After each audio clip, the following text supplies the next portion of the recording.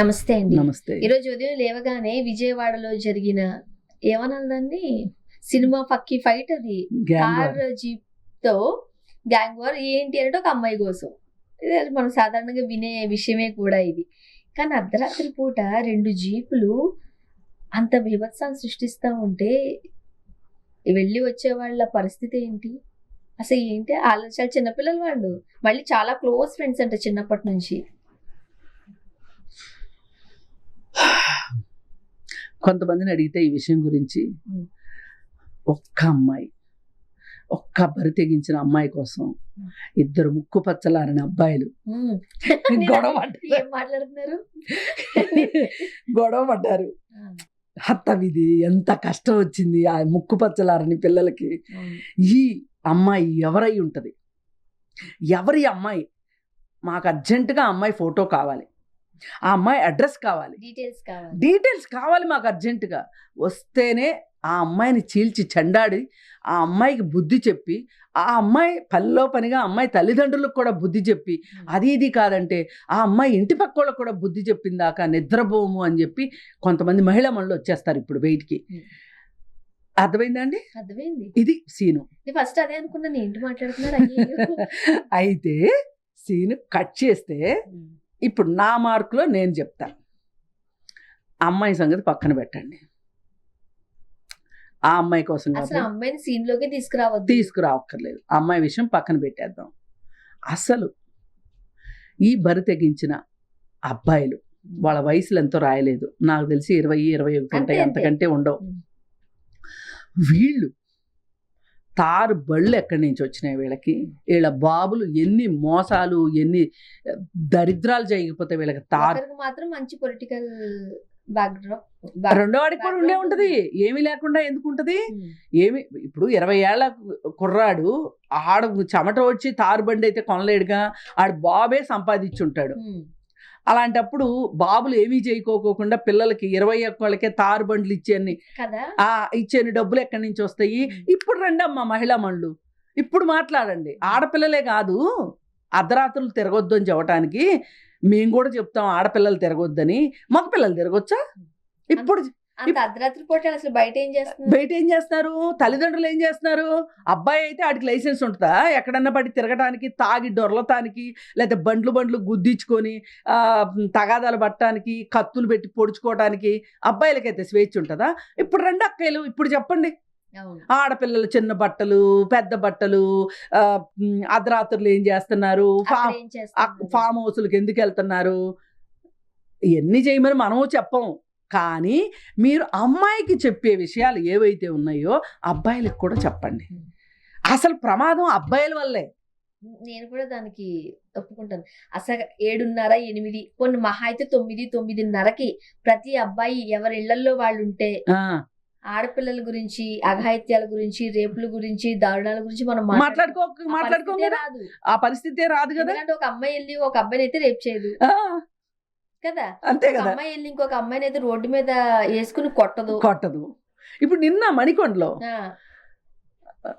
అమ్మాయి పాపనెత్తుకుని, ఓ చేత్తో గొడుగు పట్టుకుని నడుచుకుంటూ వెళ్తుంది పాపం.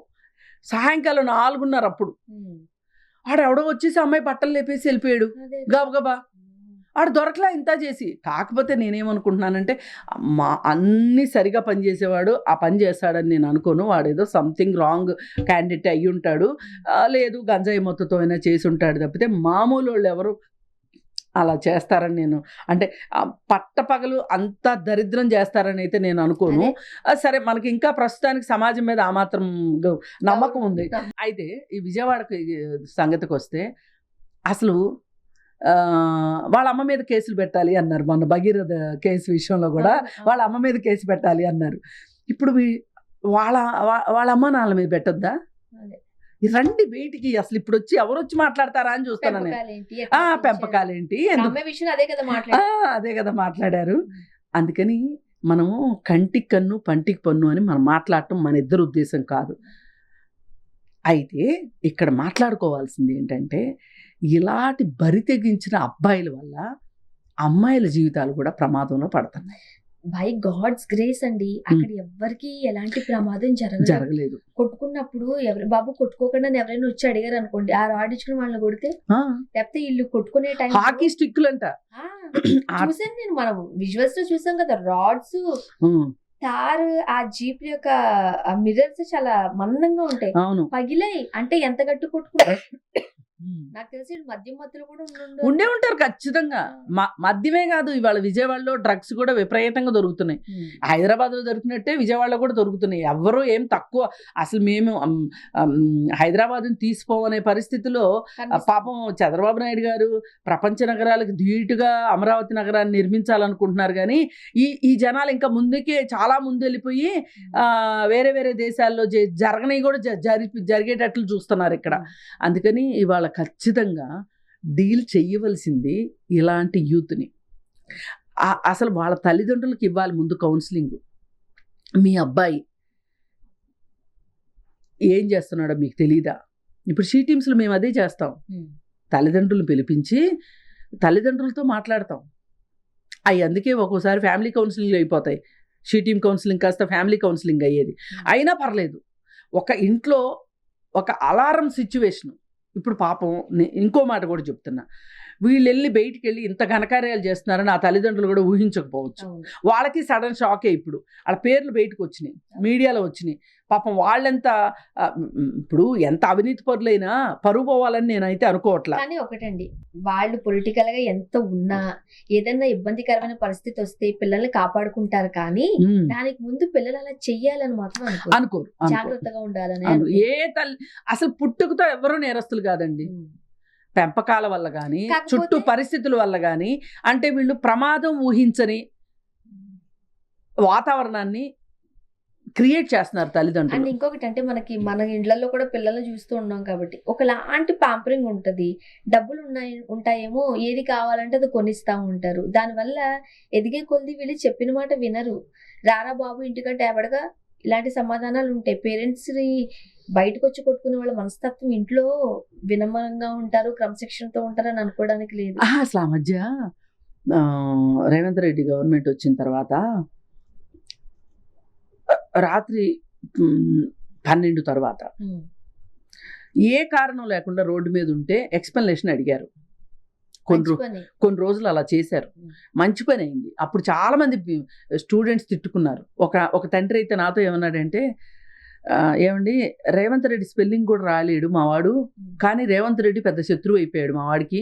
ఎందుకంటే రాత్రులు నువ్వు ఏ రీజన్ తోటి 1 గంటకు బయట ఉన్నావు, నువ్వేమన్నా ఆఫీస్కి వెళ్ళి వస్తున్నావా, లేదంటే ఆఫీస్కి వెళ్తున్నావా, ఏ కారణం లేనప్పుడు నువ్వు రోడ్ల మీద ఎందుకున్నావు అని అడుగుతున్నారు.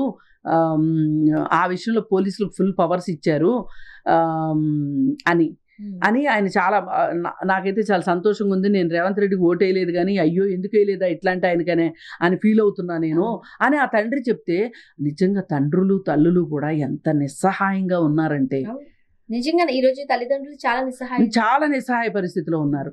అందుకని ఇట్లాంటి వాళ్ళ పట్ల తల్లిదండ్రులు ప్లస్ చట్టము రెండు కలిసి ఒక రకమైన జాయింట్ వెంచర్ లాగా చేస్తే ఇట్లాంటి పిల్లల్ని డీల్ చేయటం ఈజీ అవుతుంది. అండ్ మీరు ఒక మంచి మాట అన్నారు, అంటే తీసుకోవడమే. నేను స్టార్టింగ్ కాస్త కన్ఫ్యూజ్ అయ్యాను, కానీ చాలా మంది ఇప్పుడు అమ్మాయి గురించి మాట్లాడుతున్నారు. నేను చెప్తున్నా, సృష్టించిన అబ్బాయిలు వదిలేశారు. ఎవరా అమ్మాయి, ఆ అమ్మాయి అక్కడెక్కడ మాట్లాడిందంటే ముందు ఆ అమ్మాయి ఏంటో, ఇద్దరితోనూ ప్యారలల్ ఫ్రెండ్షిప్ మెయింటైన్ చేసి ఉంటుందా, వీళ్ళిద్దరు మంచి ఫ్రెండ్స్ అంటూ కూడా. సరే అయితే అయ్యారు, ఫ్రెండ్స్ అయినంత మాత్రాన ఆ అమ్మాయి విషయంలో తగాదా రాకూడదని ఎక్కడా లేదు. అసలు కాదు, తగాదా వచ్చింది తప్పు అని నేను అన్నాను. ఆ తగాదా తర్వాత వీళ్ళు చేసిన బేభత్సం గురించే నేను మాట్లాడుతున్నా. ఒక అమ్మాయి కోసం 2 అబ్బాయిలు పోట్లాడుకోవటం పెద్ద విచిత్రం ఏం కాదు, ఇది కొత్త కూడా కాదు. సినిమాలే ఉన్నాయి, సినిమాలే ఉన్నాయి, చిన్నప్పుడు సినిమాలు చూస్తేనే అర్థమవుతాయి, ఆ సినిమాలే ఉన్నాయి. అందుకని దాని గురించి నేను ఆశ్చర్యపోవట్లా. కానీ దాని నుంచి వీళ్ళు వెర్రవీగి వీళ్ళ బలాబలాలు చూపించుకోవడానికి వీళ్ళు రోడ్డు మీద చేసిన బేభత్సం చూసారా, రణరంగం చూసారా, దీన్ని మనం ప్రశ్నించాలి. ఖచ్చితంగా శిక్షలు పడతాయి కదా, పడాల్సిందే, ఖచ్చితంగా పడాల్సిందే. 18 ఏళ్ళు దాటిని ఇంక వీళ్ళు జువెనైల్ జస్టిస్ కూడా వీళ్ళకి అండగా ఉండదు.